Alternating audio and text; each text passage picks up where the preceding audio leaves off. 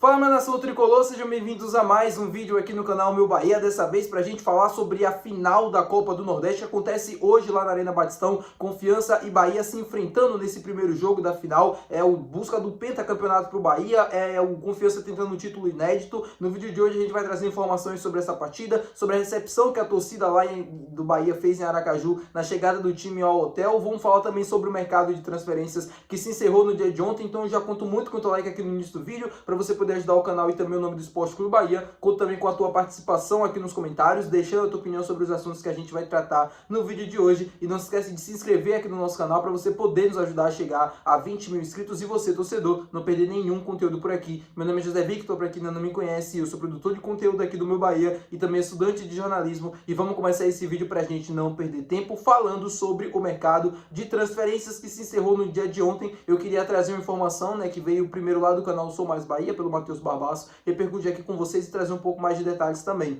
Eu não sei se vocês se lembram no início do ano, mas o Barbaço foi a primeira pessoa a trazer uma informação de que o Matheus Doria, zagueiro que estava atuando lá no Atlas do México, ele também tem passagem aqui no futebol brasileiro, zagueiro que foi bem marcado ali pelo Botafogo, pelo São Paulo, ele interessava ao Bahia. Na época eu repercuti a notícia com vocês aqui no canal também e trouxe informações a mais, além do que ele tinha comentado em seu canal também. Eu comentei com vocês que de fato o Bahia tinha um interesse, que estava existindo uma negociação por trás, porém tinha que ser tomada uma cautela, porque o jogador tinha vencimentos altos, o Bahia obviamente estava buscando um nome que fizesse sentido no mercado, fizesse sentido também financeiramente falando, mas não iria fazer loucuras. E quando eu falo não fazer loucuras, é pagar um salário que o Bahia acredita que seja maior do que aquele jogador realmente vale e tal, todas essas questões que são envolvidas nas negociações com vários jogadores, e era uma negociação que tinha muita chance de acontecer, mas tinha alguns entraves, e os entraves eram financeiros. Na época eu repercuti, falei com vocês, só que também não fui mais adiante, até porque o negócio também deu uma esfriada. O Matheus Barbaço revelou no seu canal no dia de hoje que o negócio não foi concretizado por questões financeiras, que o Bahia só não contratou o Matheus Doria pelo alto salário do jogador. O jogador recebia lá na época no México 700 mil reais e o Bahia não estava disposto a oferecer esse salário para ele, e aí as negociações não avançaram e o Matheus Doria, ao que tudo indica, fechou com o Santos. Eu acredito que fechou, não vi o desfecho, mas ele estava acertando sua ida para o Santos, Futebol Clube,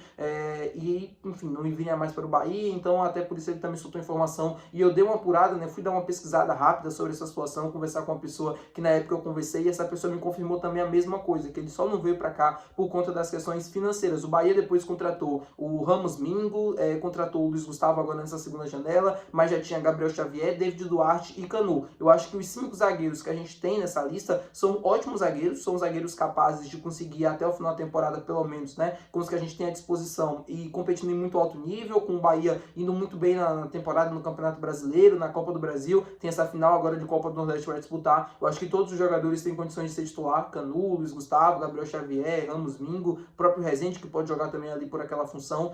Acho que são todos, tirando o Rezende, são todos jogadores para mim de alto nível, de competitividade lá em cima, e que podem em algum momento assumir a titularidade da zaga do Bahia. Falando com vocês agora sobre a final da Copa do Nordeste, eu trouxe ontem um vídeo para vocês sobre o provável time que vai estar em campo, e eu falei também sobre a chegada do Bahia lá em Aracaju, e foi com muita festa. A torcida do Bahia lotou ali a entrada do hotel que o time está hospedado, fez uma linda festa, uma linda recepção, digna mesmo de final, digna mesmo da torcida do Bahia, que não mediu esforços para estar presente. Então parabenizar a galera da embaixada lá de Aracaju, que se fez presente na entrada do Hotel Vidal, acho que é assim que se fala, e fez uma linda festa, muito, muito, muito bonito mesmo. Os jogadores atenderam, o Everton Ribeiro foi lá, tirou foto, deu autógrafos, o Rogério Ceni também, o William José atendeu alguns torcedores depois. Parabenizar o Bahia também por tudo que conseguiu fazer, eu sei que às vezes, para os seguranças e tal, às vezes o cara quer dormir cedo, às vezes o cara tá ali querendo fazer algo, mas parou um tempinho ali para dedicar à torcida, então isso é importante. O Bahia também faz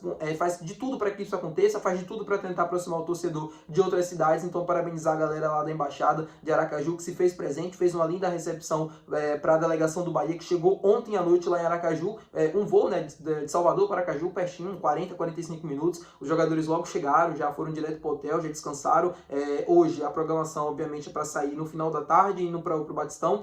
Final da tarde já deve ir a galera da rouparia e tal, deixa tudo pronto no vestiário, e aí o Bahia deve sair do hotel lá para as 6h30, por aí mais ou menos, porque o jogo começa às 9h30 da noite. Então mais ou menos 2 horas de antecedência, o time chegando no estádio, e aí sim já se preparando e tal para a decisão. É um jogo muito importante para o Bahia, eu falo sempre com vocês que esse primeiro jogo das eliminatórias sempre tem um peso muito grande, e pro Bahia, na minha opinião, para essa decisão vai ter um peso ainda maior. O Bahia vem de uma goleada, né, pesada pro Mirassol, que sofreu de 5-1, precisa dar resposta nesse jogo, mas antes de dar a resposta, precisa pensar que é uma final de 2 jogos. O Bahia não pode colocar todas as cartas na mesa nesse jogo de ida, até porque não tem condições físicas de fazer isso. O time não tá bem fisicamente falando, o time titular do Bahia, o time completo do Bahia, então o Bahia deve ter muitas mudanças no jogo de hoje, e isso obviamente muda e mexe também com o entrosamento dos atletas, que não tem, né, você muda bastante peças, você perde o entrosamento, não tem jeito, e isso acaba complicando para você ter um jogo, né, de, taticamente falando, um jogo de altíssimo nível. Isso complica, mas não impede. Então, para que o Bahia hoje não coloque todas as suas cartas, se exponha demais, acabe sofrendo no contra-ataque, como foi no jogo contra o Mirassol, e acabe perdendo o jogo. Então, para que isso não aconteça, é importante o Bahia lembrar que é uma final de 2 jogos, o Bahia precisa ter muita cautela, precisa ter muito controle de jogo. Acho que isso vai ser muito importante na noite de hoje, muita posse de bola, para que o time consiga chegar e ter as suas oportunidades, aproveitar quando tiver as oportunidades e conseguir, na defesa, manter o 0 no placar ali, do Confiança, para que a gente vá para o jogo da volta numa condição muito favorável para buscar esse título dentro de casa, com menos desgaste, obviamente, né? Quanto você precisa, o adversário precisa se expor no jogo da volta, é mais interessante do que quando você precisa atacar de qualquer jeito para conseguir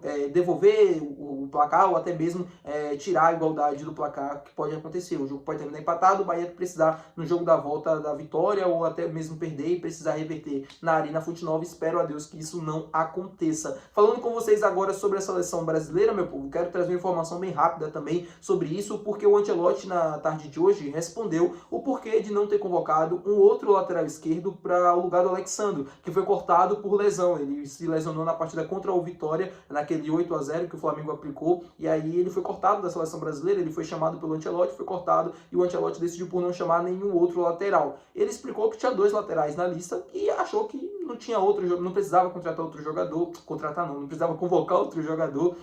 Também ele acreditava que as outras posições estavam bem cobertas, né, meio de campo, ataque e tal, então não precisava colocar um outro jogador, né, por exemplo, trazer um meia, trazer um atacante ou trazer um zagueiro. Ele achava que estava tranquilo, não precisava de outro jogador, por isso não decidiu chamar por mais ninguém.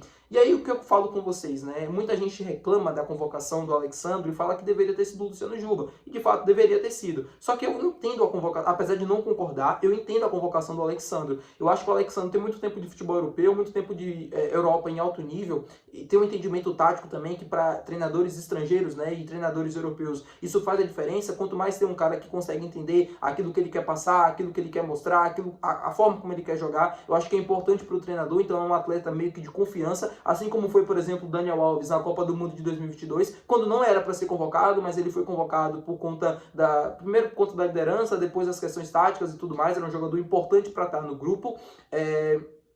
E eu acho que a convocação a ser questionada é a do Douglas Santos, lateral esquerdo, que atua no Zenit. Esse sim, pra mim, tem que ser questionado. Porque, assim, eu entendo que na Rússia ele pode ser um dos melhores laterais esquerdos do campeonato. Só que a gente tá falando de uma competição que não tem competitividade nenhuma nos últimos anos. Apesar do Zenit ter feito grandes investimentos, né? Contratou Luiz Henrique, Gerson, tem o Douglas Santos dentro do elenco, tem outros jogadores também, o Nino, né? Próprio ex-Fluminense, que são jogadores aqui no Brasil, né? Que sempre jogaram em alto nível, mas quando a gente fala no campeonato num todo, não são jogadores que estão ali disputando uma liga de altíssimo nível, não tá com a competitividade lá em cima. Então isso atrapalha também no desenvolvimento do atleta, fora que é um campeonato que não tem prestígio nenhum por toda a situação que está acontecendo. Os jogos são bem difíceis de você conseguir assistir. Eu não sei, né, como é que o Ancelotti, ele deve estar acompanhando, mas não sei como ele deve estar acompanhando. Então, para o torcedor brasileiro é um nome estranho, porque o Douglas Santos foi para lá há bastante tempo atrás e a gente não tem conhecimento nenhum de como é que ele está hoje. Enfim, para mim é um jogador que pode agregar na seleção? Pode, mas eu convocaria o Luciano Juba, nosso Luciano Juba, porque é o cara que, pra mim, é o melhor lateral esquerdo do futebol brasileiro na temporada de 2025, e não tem explicação nenhuma pra ele não ter sido convocado nessa data FIFA. Tá bom, meu povo? Muito obrigado por você ter gostado desse vídeo de hoje. Se você gostou, não esquece de deixar o seu gostei, que é muito importante. Não esquece de se inscrever no nosso canal. Até o próximo vídeo. Valeu, tchau!